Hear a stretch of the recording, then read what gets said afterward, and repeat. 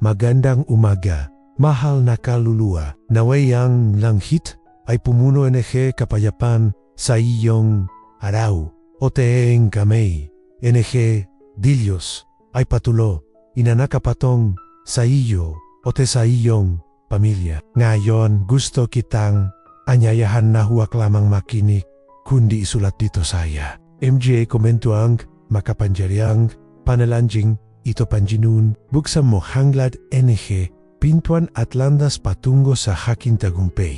Hindi ito basta salita lang, isa itong gagbang pananampalataya, isang kilos espiritu na nakpapagulo sa langit. Peba SAI kung narito ka ngayon, hindi ito aksident. Ang panalangin ito ay yakap di Diyos para sa iyong pagat na kaluluwa. Manatili ka hanggang sa yadulo at hanggang banal na espiritu ay manggusap sa iyong puso. Magandang umaga, mahal kong kapatid, at magandang umaga rin, Jesus. Hanggang dito, iningatan tayo, Panginoon. Halina't manalangin tayo para sa mga pagpapala amang gayong umaga. Upang kanyang baguhin ang ating lakas, punuin tayo kapayapaan at bigyan tayo kumpiyansa para arapin ang mahiamon sa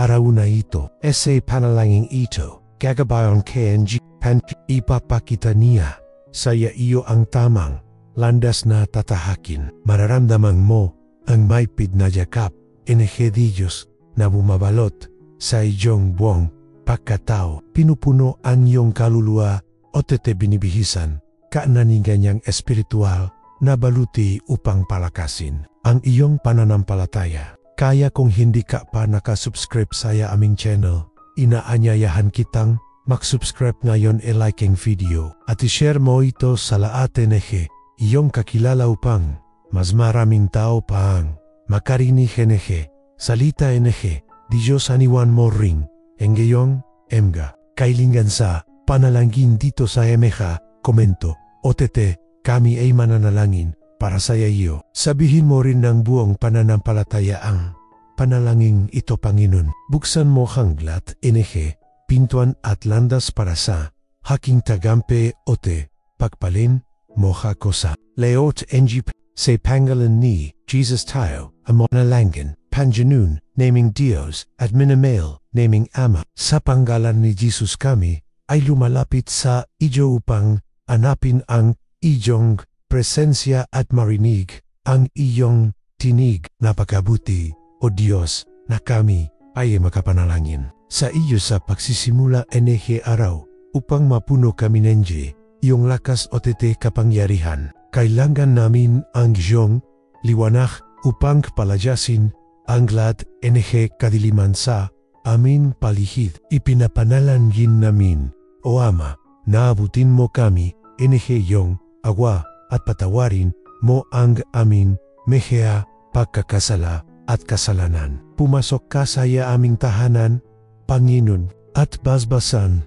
mo ang bawat isa sa amin iyong kapangyarihan. Lakaran mo ang bawat sulok aming bahay. Ipadama mo ang iyong balsamo kagalingan at alisin mo ang lahat ng sakit, lungkot at kirat. Alina, Espiritu Santo, atibos mo ang iyong pagpapaith sa bawat miyembro aming pamilya. Ipagkaloob mo ang iyong mga biyaya, O Diyos, sa mga relasyon may suliranin. Ayusin mong muli ang manggasirang pagsasama. Ibalik mo ang kapayapaan at pagkakaisa. Paktibayin mo ang aming tahanan, Panginoon. Panibaguin mo ang aming lakas at ibuos mo ang iyong pag-ibig at pagkakabuklod. Ikaw ang aming Diyos at ikaw ang aming minamahal na Ama.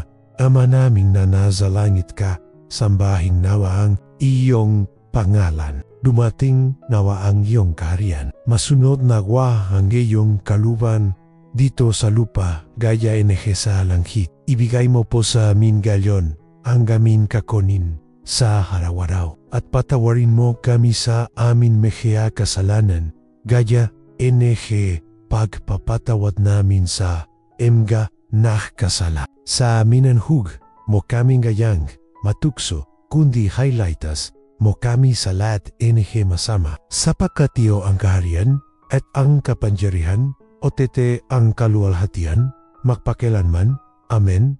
Ama, saya pangalan ni Jesus, idinodulog ko sa iyo ang pamilyang nananalangin. Kasama ko ngayon, iwas mo sa kanila ang iyong mehea pagpapala. Ingatan mo at protektahan ang bawat isa at balutin mo sila ayong banal na kapangyarihan. Alisin mo, Panginoon, ang lahat tanikalan na pumipihil sa kanilang paglago. Ilayo mo si lasa mga kahaway na silang wasakin. Wasakin mo ang bawat sumpa, bawat gawa kadiliman, bawat espiritu pangkukulam. Putulin mo ang bawat tali kamatayan. Ilayo mo si lasasakuna, karahasan at anyo mong pangganib. Sirain mo yung bawat sumpang minanaoy pinukol saya kanila. Ibuhos mo ang kasaganaan saya kanilang tahanan. Punuin mo yung kanilang mesa ng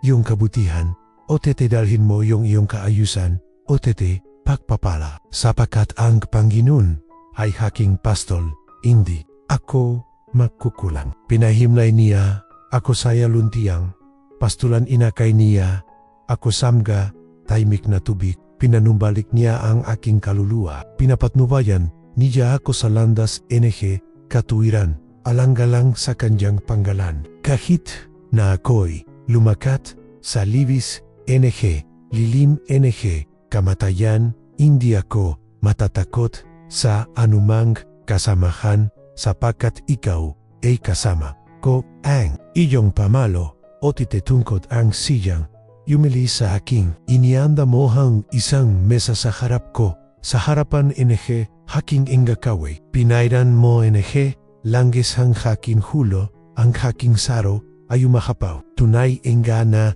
hang kabusyan at ahwa ay susunat sa akin habang ako'y nabubuhay. At ako'y mananan sabay Panginoon, magpakilanmanan salita di Diyos. Para sa araw na ito ay matatagi puan sa Kolosas, Kabanata 3, talata 17, anumang inyong gawin sa salita o sa gawa, gawin ninyo ang sa panggalang Panjanyong Jesus na nagipapasalamat sa Diyos Ama sa pamamagitan niya. Ama sa panggaling ni Jesus. Umiinji ako sa iyo, lakas, loob upang magagawa ko ang lahat dapat gawin upang makamit ang aking mga pangarap. O tite nagpapasalamat ako saya iyo, Panginoon, sapagkat ang lahat karangalan at kapurian ay sa iyo lamang. Salamat, Ama, sapagkat alam kong inaalagaan mo yu ako o tete. Pinoprotektahan mo yu ang aking megahakbang. Hinihiling ko ang iyong karunungan, Panginoon, upang matuto ako mula saya aking megapakakamali o tete tagumpay at maging isang tahong mas may takot at pagalang sa iyo ang tulungan mo akong huy sumuko kahit sa hitna emgapaksap. Hayaan mong matuto ako sa bawat isa. Turuan mo akong hanapin ka saya panalangin. O tete palakasin mo ang aking pananampalataya. Ibalik mo ang aking mega pangarap. Ibalik mo ang lahat inaga. O tete ligtas mo ako, Panginoon, mula sa mehatahong yung music sa akin. Buksan mo ang lahat ng saradong pintuan. Ilawan mo o ang lahat ng aking landas ote. Ipakita mo sa akin kung ano ang iyong kaloban para sa aking buhay. Pagpalain mo ang aking tahanan. Panginoon, pagpalain mo yo ang aking pamilya o tete ibuhos mo yo ang iyong pagpahid.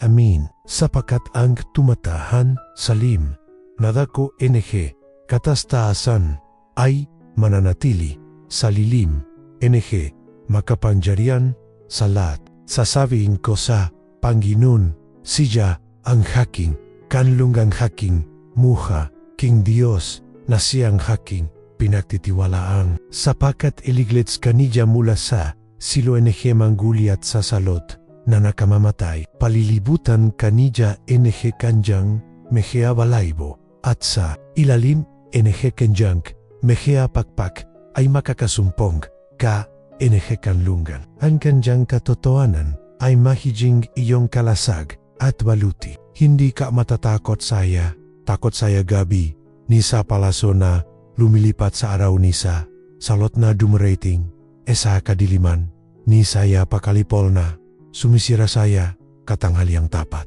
Ang 1,000 ay babagsak sa iyong tabi o 10,000 sa iyong kanan, ngunit hindi ito lalapit sa iyo. Makikita mo lamang ito sa iyong mahamata at iyong mamasdan ang kaparusaan NG masama sapakat ikaw o Panginoon ay aking kanlungan. Ginawa mo ang kataas-taasan na iyong tahanan. Walang kasamahan ang sasapit sa iyo, ni anumang salot ay lalapit sa iyong tahanan. Sapakat yutas niya sa kanjang mehea hanggel na ingatan kasalat NG iyong laka. Bubuatin ka nila sa kanilang mehea kamay upang hindi matisod ang iyong pasabato. Yuyurakan mo ang leon o titiyang aatas.